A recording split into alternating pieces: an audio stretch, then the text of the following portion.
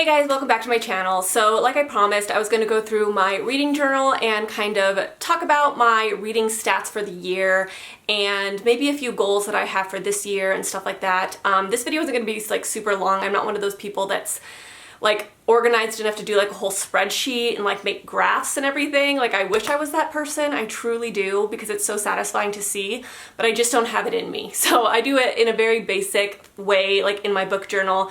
And so I wanted to go over it and kind of see what my stats were this year versus last year and kind of like what my goals are this year. So as you can see, I have 2018 all the way to 2022, and I think I'm gonna be able to fit 1 to 2 more years in this book journal, which is pretty cool. So the blue books were my Kindle reads, my pink books were physical reads, and my purple books were audiobooks. So I feel like I filled that up really well, and it's honestly about even as far as how many books I read in each category. I feel like audiobooks is always the least for me. I just don't read as many audiobooks as I do physical books, but I would definitely say physical, just having like the physical copy is how I read most often, but I've been using my Kindle so much more because I just feel like it's so much cheaper to buy like those cheesy romances on your Kindle instead of buying them physically. So this here is the amount of books I read in each month. So January I read 8 books. I feel like January is always my top month for reading, and I think the reason why it's my top month for reading is because I hate having a blank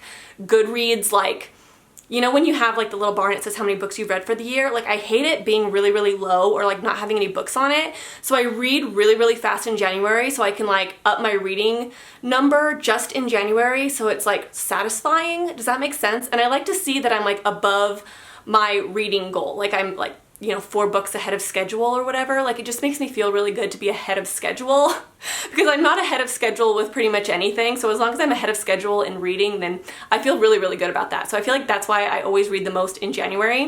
And I also read a lot of like quick books in January for that reason.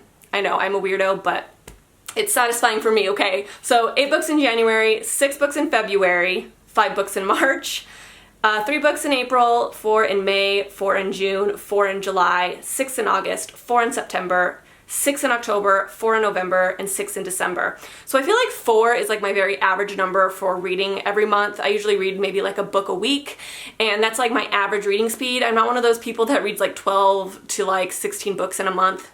Do not have the time for that, and plus I'm not like the fastest reader ever. I do feel like I have a slower reading speed than most people. I just like to really feel the like vibes of my books. I really like to read like every single word. I really like to understand the story and understand the characters, and really like I don't like to miss anything when I'm reading. Like it really bothers me, so I feel like because of that I'm a slower reader. So usually about 4 books a month is usually like my average, but usually if I read more than 4 books a month, it's because I read a couple graphic novels. My book quotes and book thoughts of the year, I only had like this tiny little section last year. So this year I actually made my book thoughts page a lot bigger because obviously like a half a page isn't enough. So this is my page for this year.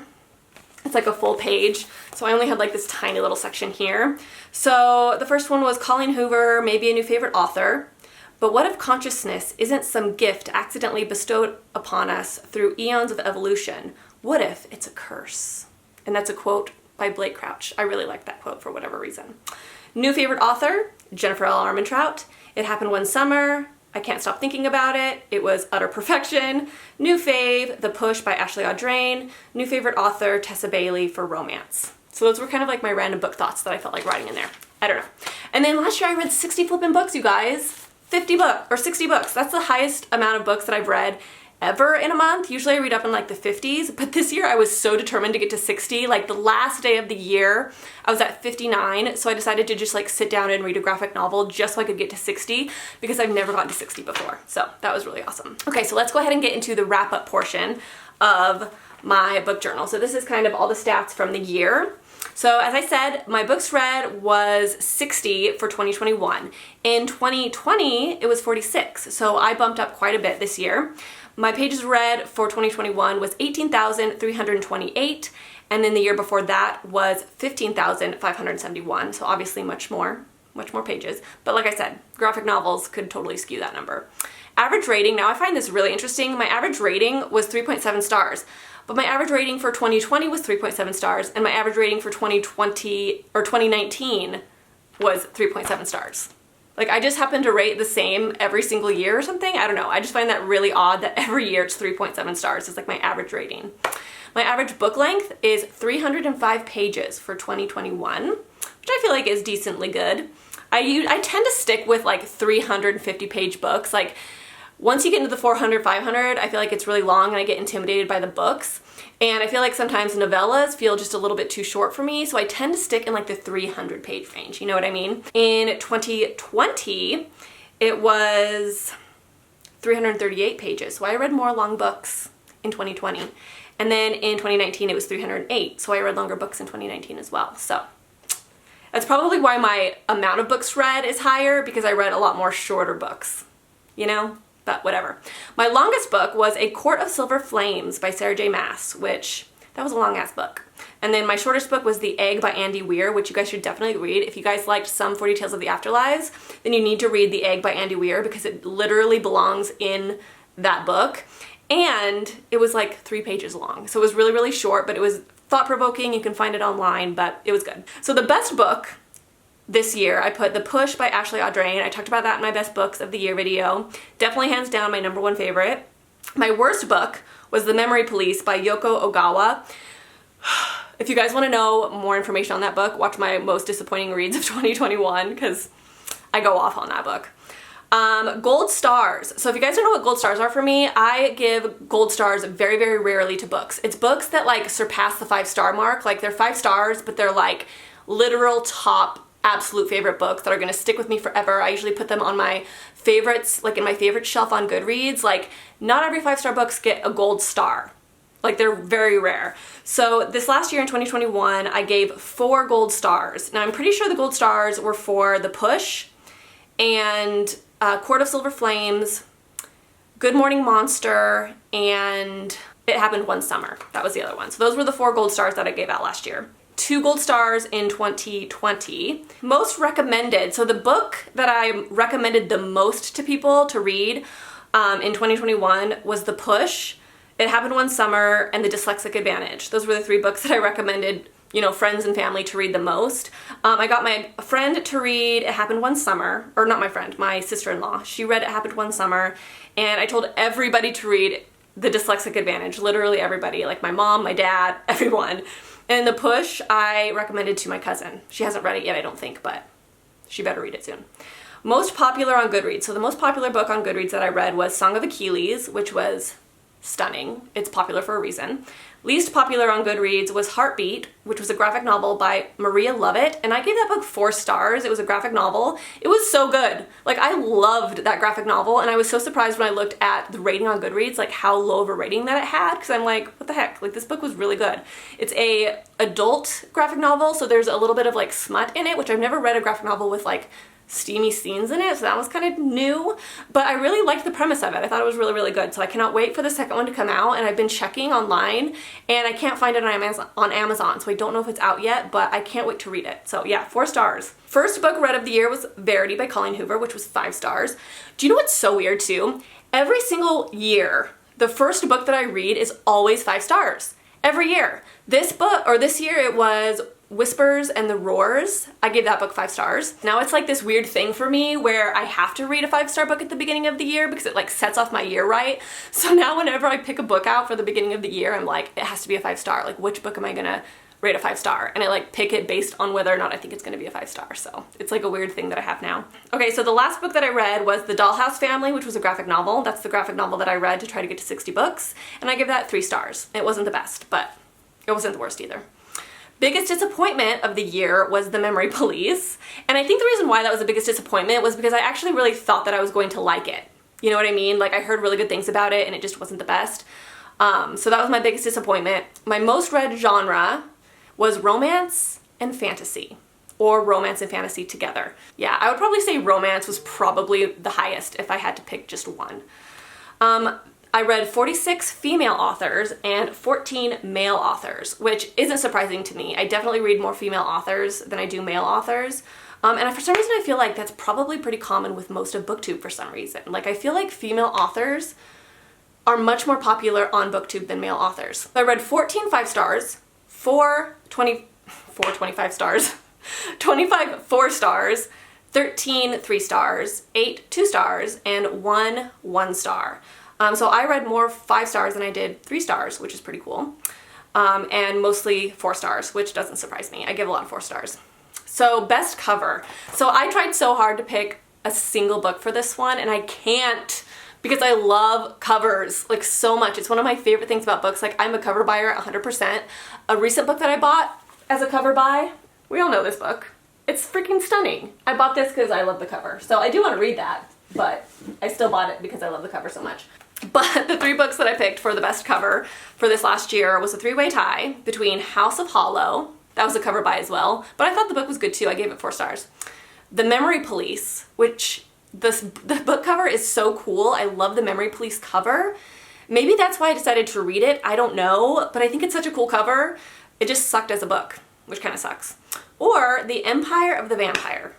Is that not the most stunning freaking book you've ever seen in your entire life? I love this cover, and the UK cover is beautiful too. Jay Kristoff always has such good covers for his books. So those were the best covers of the year. The books that I read from my top 10 books to read in 2021 list. 4. That was a fail. Like, I always try to read a lot from that list, but I never do. This year though, I feel like I'm going to. I've already read 1 from that list, so.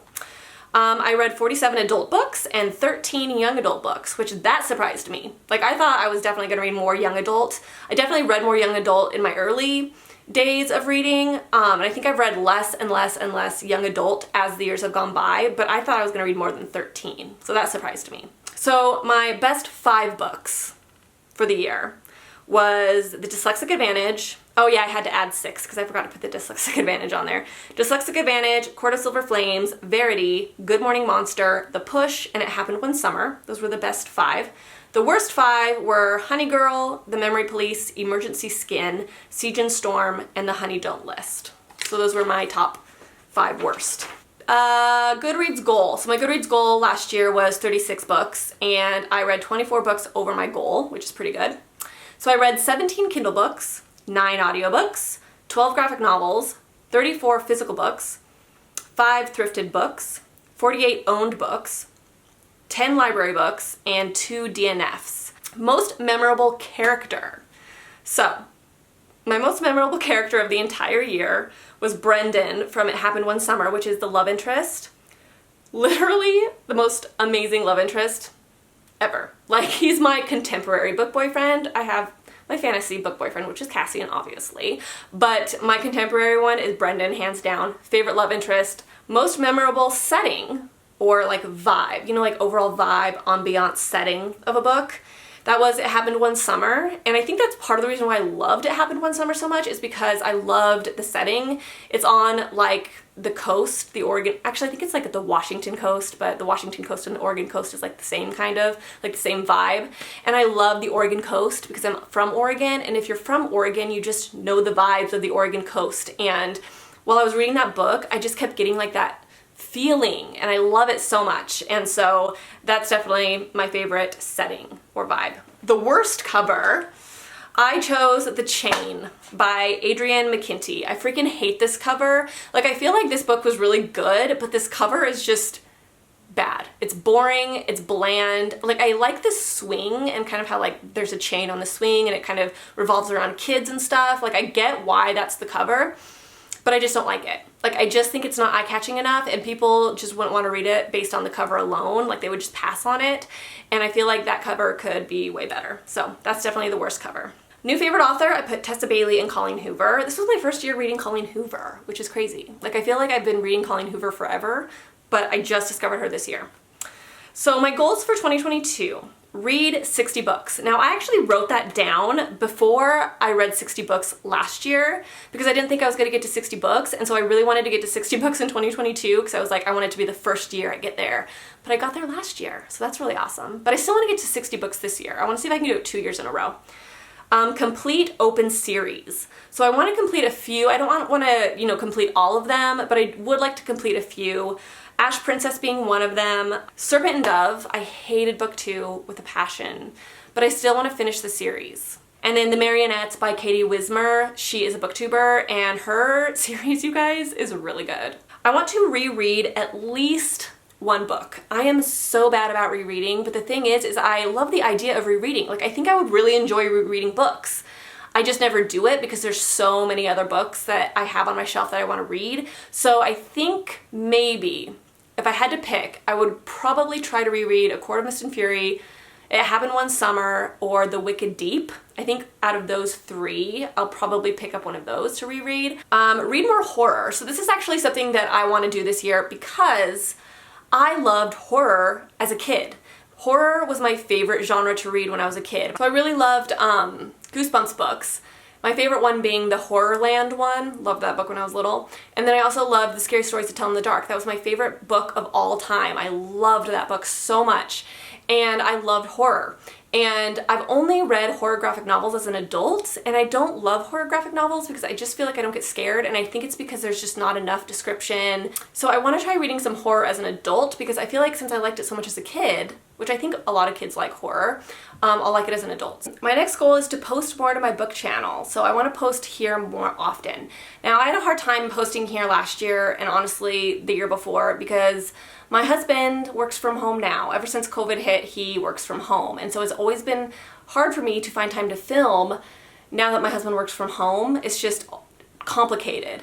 But we moved recently and now he has an outdoor office that he is in all day long, and so I can film now whenever I want, which is amazing.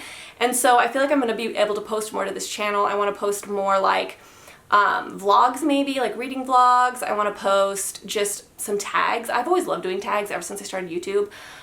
So let me know kind of what videos you guys want to see here. I do a lot of wrap-ups here and stuff. I'm not a TBR girl, but like, let me know what kind of videos you guys want to see because I do want to post more to this channel. The next goal is read more books from the top 10 list of 2022, which I feel like I'm going to.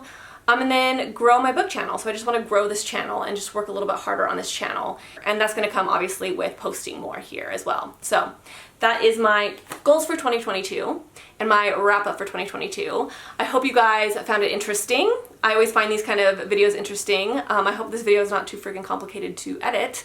But yeah, so let me know kind of some of your stats for the year. Any stats maybe that surprised you that you weren't expecting. Like for me, the young adult number being so low, things like that. I would be very, very curious. Like if there's any stats that surprised you, let me know how many books you read, all that kind of good stuff. And I think that's it, guys. So thank you for watching, and I'll see you guys in my next video.